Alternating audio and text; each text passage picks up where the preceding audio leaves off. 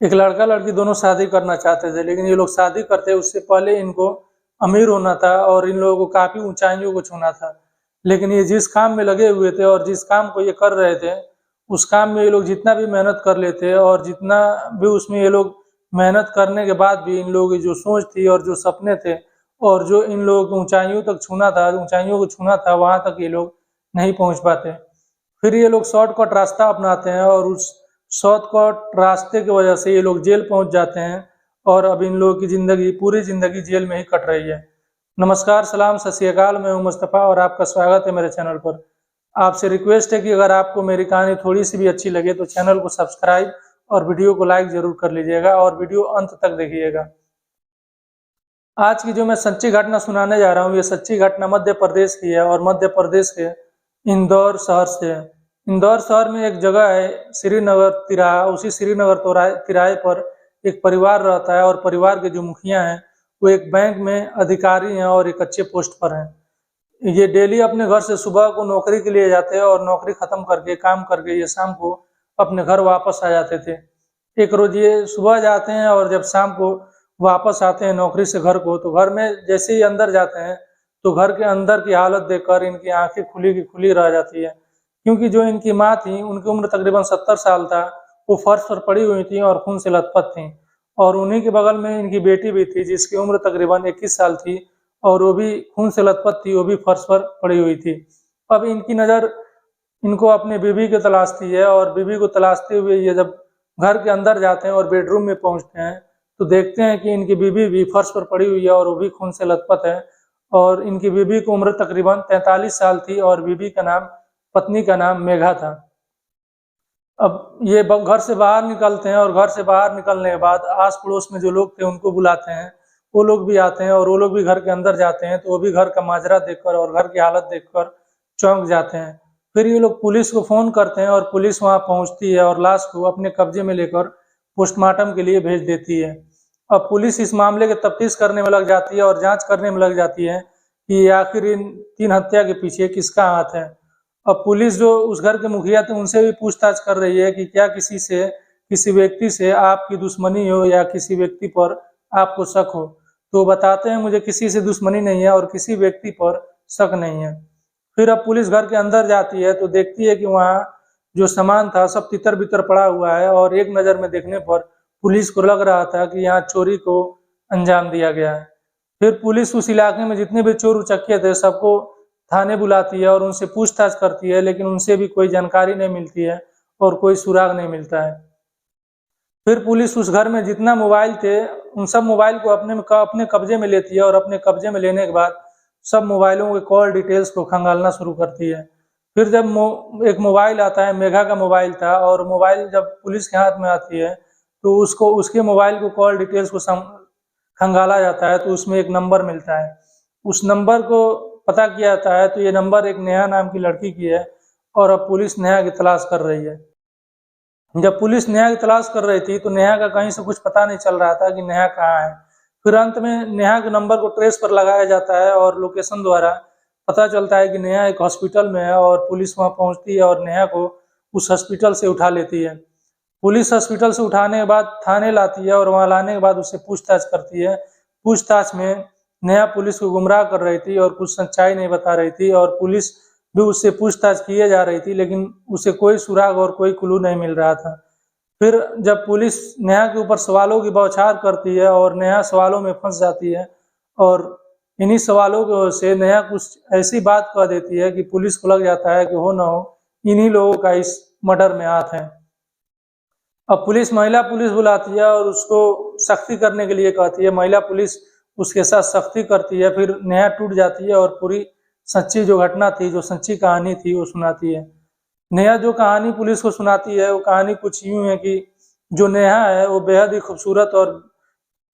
खूबसूरत और एक नौजवान लड़की है और बेहद ही एक मासूम लड़की है। इसकी मासूमियत से कोई भी किसी को भी अपने जाल में फंसा सकती है कि ये इतनी मासूम लड़की है। ये एक लड़के से प्यार करती थी जिसका नाम रोहित था और ये दोनों शादी करना चाहते थे। और नेहा एक ब्यूटिशियन थी और ब्यूटी पार्लर में काम करती थी, लेकिन ये लोग शादी करते उससे पहले इन लोगों को अमीर बनना था और ये ये सोच थी इन लोगों की कि पहले हम लोगों के पास बढ़िया घर हो और गाड़ी हो, फिर हम लोग शादी करेंगे।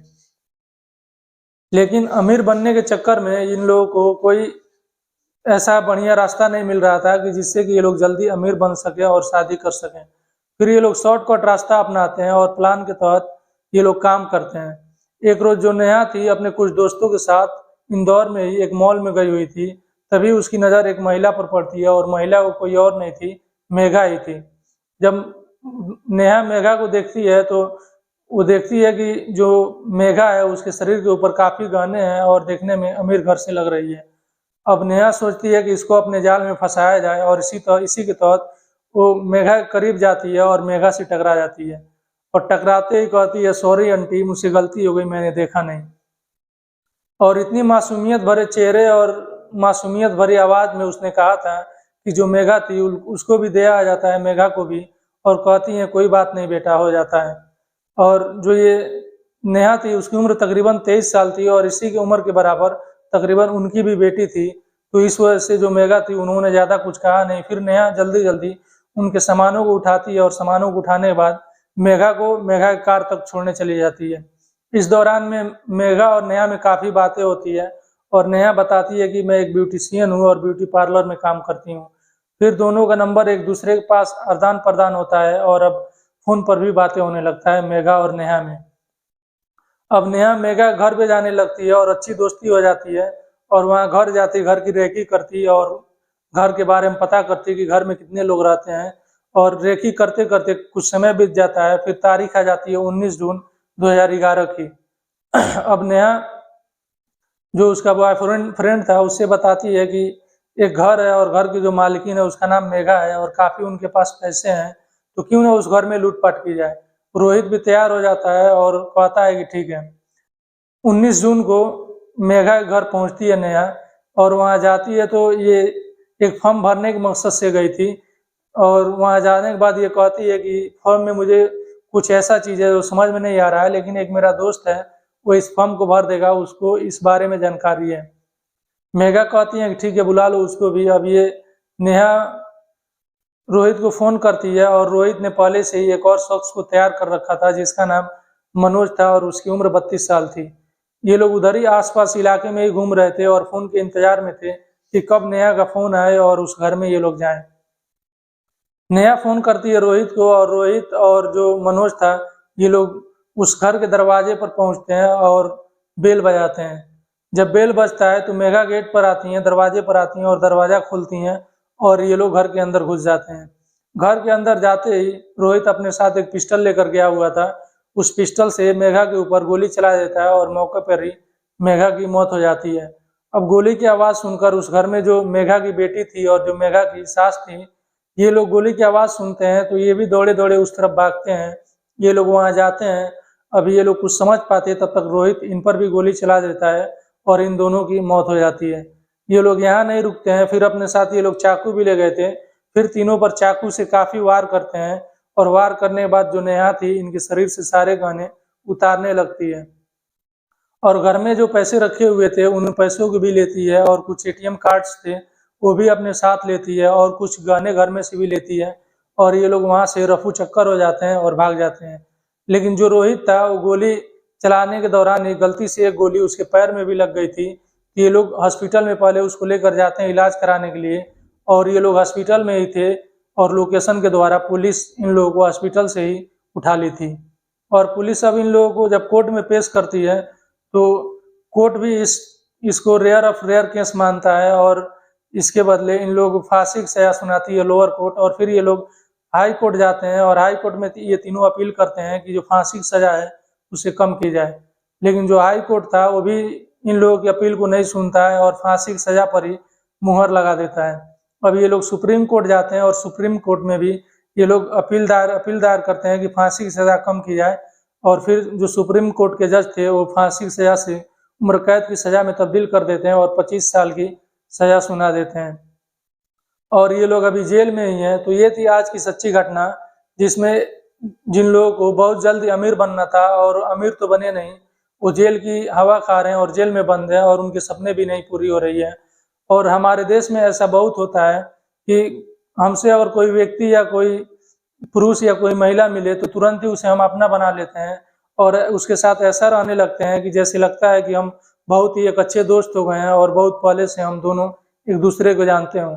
लेकिन हमें ये नहीं पता होता है कि जो मेरे साथ जो पुरुष है या जो महिला है उसके मन में क्या चल रहा है और उसने जो दोस्ती की है वो किस मकसद से की है। हमें ये सच्ची घटना और ये कहानियाँ सुनाने का मकसद सिर्फ यही है कि मैं आप लोगों को सावधान कर सकूं और सतर्क कर सकूं, किसी की भावनाओं को ठेस पहुंचाने का हमारा मकसद नहीं है। तो ये थी आज की सच्ची घटना। आपको कैसी लगी कमेंट बॉक्स में ज़रूर बताइएगा और आपसे रिक्वेस्ट है कि अगर आपको मेरी कहानी अच्छी लगी हो तो मेरे चैनल को सब्सक्राइब कर लीजिएगा और वीडियो को लाइक ज़रूर कर लीजिएगा और बेल आइकन दबाना मत भूलिएगा ताकि मैं जब भी कभी इस तरह के वीडियो अपलोड करूँ तो आप तक सबसे पहले नोटिफिकेशन जाए।